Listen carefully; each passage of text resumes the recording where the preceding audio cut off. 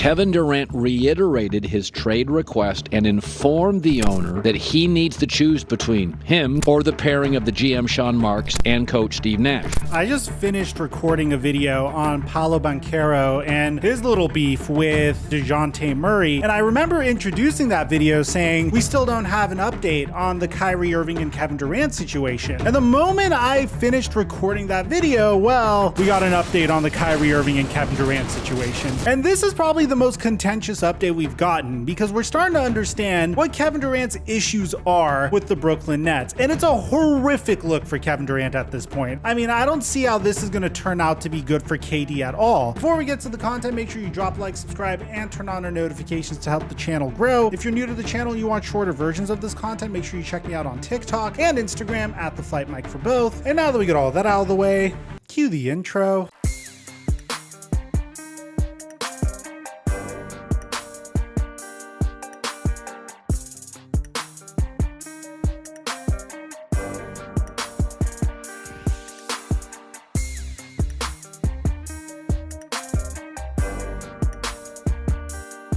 Mic check 1 2 1 2. What's going on, everybody? The Kevin Durant saga has been a very interesting one throughout the entire offseason. It's a situation where a superstar athlete who doesn't have a lot of leverage is demanding a trade from a team that is okay trading him and is okay keeping him. And in this situation, you have Kyrie Irving, who pretty much is a lame duck at this point. He can't really do anything in this situation until Kevin Durant gets traded. If Kevin Durant stays on the Brooklyn Nets, Kyrie Irving's probably going to stay on the Brooklyn Nets and vice versa. This could eventually get to a situation, and I think this is the worst case scenario, and I don't think this is going to happen, where at the very worst, if Kevin Durant doesn't want to play for the Brooklyn Nets anymore, he could essentially pull a Ben Simmons. He could just say that he doesn't want to play for the Brooklyn Nets because of something that is keeping him off the court, whether it's mental, whether it's his Achilles acting up, whatever he wants to say it is, and as a result, he'll miss out on a decent sum of money. The reason why this is so interesting is because the Brooklyn Nets so far haven't really shown that they're willing to rebuild. I mean, how could they? They're not in a situation where they have assets to want to rebuild. And this is all as a result of the James Harden trade, which I'll always bring up over and over again because one of the top comments I get in these videos is, why on earth don't the Brooklyn Nets just try to rebuild ASAP? Well, when you look at the trade that the Brooklyn Nets made with the Houston Rockets for James Harden, the Nets sent 3 of their first round picks in 2022, which obviously passed, 2024 and 2026, but they also sent 4 first round pick swaps in 2021, 2023, 2025, and 2027 to the Houston Rockets. So as a result, I could imagine that unless if this team gets some crazy haul for Kevin Durant, which originally, if they wanted a crazy haul for Kevin Durant, it would have had to be a trade that was made before restricted free agency, because one of the top teams that KD wanted to get to was the Phoenix Suns. And obviously you can't really go to the Phoenix Suns anymore because they just re-signed DeAndre Ayton, and DeAndre Ayton has a no trade clause essentially for a whole year because the Phoenix Suns matched the contract that the Indiana Pacers offered DeAndre Ayton in the offer sheet. It pretty much leaves the Brooklyn Nets in a very difficult spot. What do? Do you hold on to KD? Well, that's what we were assuming. I mean, they went ahead and they traded for Royce O'Neal right before the Kevin Durant trade request was made. They signed TJ Warren. They're making moves that imply that this is a team that is committed to trying to win a championship. So if we're all in agreement that clearly the Brooklyn Nets aren't rebuilding and they're clearly trying to put the pieces around Kevin Durant and Kyrie Irving and Ben Simmons in order to be competitive this year, so what's the problem? Well, according to Shams Charania, there is a problem between Kevin Durant and the front office, including Steve Nash. Now, it was my interpretation originally that Kevin Durant and Kyrie Irving wanted Steve Nash to coach them. I don't know if you guys remember, but there's familiarity. Steve Nash was once an assistant with the Golden State Warriors during Kevin Durant's time there. There was this rumor that maybe KD and Steve Nash formed some sort of bond as a result of it. I mean, hell, you could even look up this article on Steve Nash on his friendship with Kevin Durant and what he told Kevin Durant at the end of his free agent decision. And from the most part, if you just look at this entire article, it just seems like Steve Nash and KD were good friends. Kevin Durant actually wanted Steve Nash to coach him. And it seems like that isn't the case anymore. So according to to The Athletic. Coming from the granddaddy of all insiders in Shams Charania, Kevin Durant tells Nets owner to trade him or fire Steve Nash and Sean Marks, sources say. I'm just going to once again reiterate this before we go into the article. I don't think Kevin Durant understands how he has no leverage in this situation currently, but we'll read the article regardless. So according to this article, in a face-to-face meeting with Brooklyn Nets owner Joe Tsai over the weekend, All-NBA star Kevin Durant reiterated his trade request and informed Tsai that he needs to choose between Durant or the pairing of general manager Sean Marks and coach Steve Nash, sources tell The Athletic. Durant stated that he does not have faith in the team's direction. I mean, honestly, I don't blame Kevin Durant for not having faith in the team's direction, especially when the Brooklyn Nets are coming out of nowhere and saying that culture is more important than talent. Where, bear in mind, during the Sean Marks era, right before they acquired Kevin Durant and Kyrie Irving, the Brooklyn Nets did have a stellar culture with D'Angelo Russell and Spencer Dinwiddie and Jared Allen, and they were doing cool little dances and getting excited during the Kenny Atkinson era. They were sneaking D'Angelo Russell into the All-Star game. It was a great time, and they decided to give up on that to bring in KD and Kyrie. But it continues to say that Durant and Tsai spoke in London on Saturday, and sources described the discussion as transparent and professional. The meeting took place a year to the day that Kevin Durant agreed to a 4-year, $198 million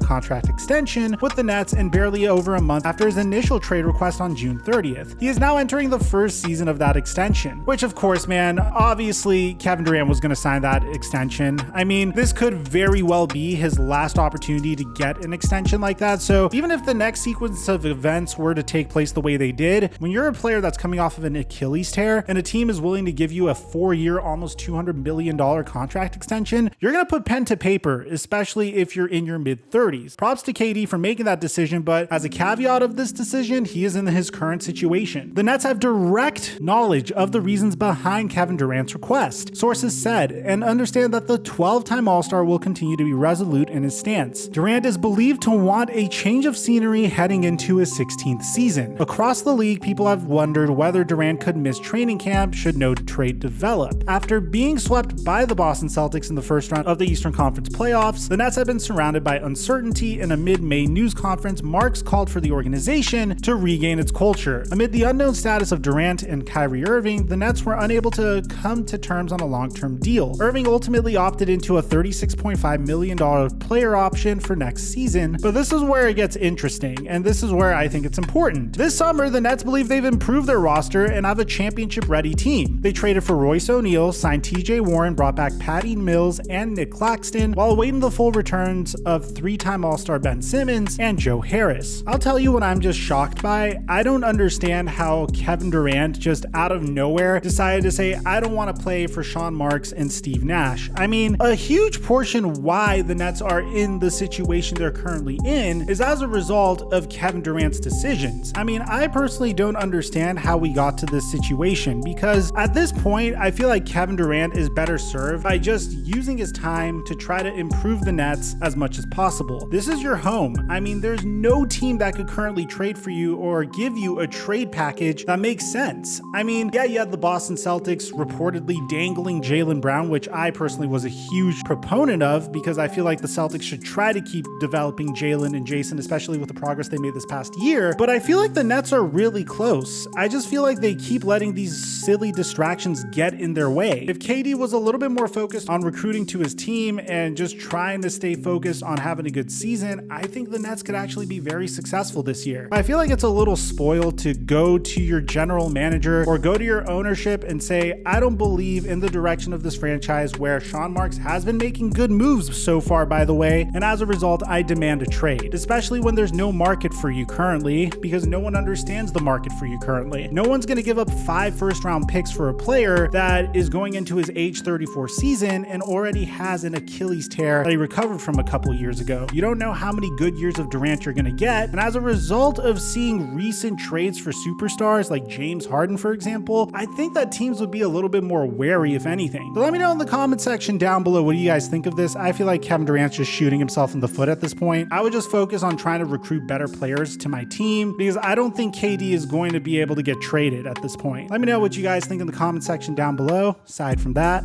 I'm your boy Mike, and I'm dropping our mic until our next upload.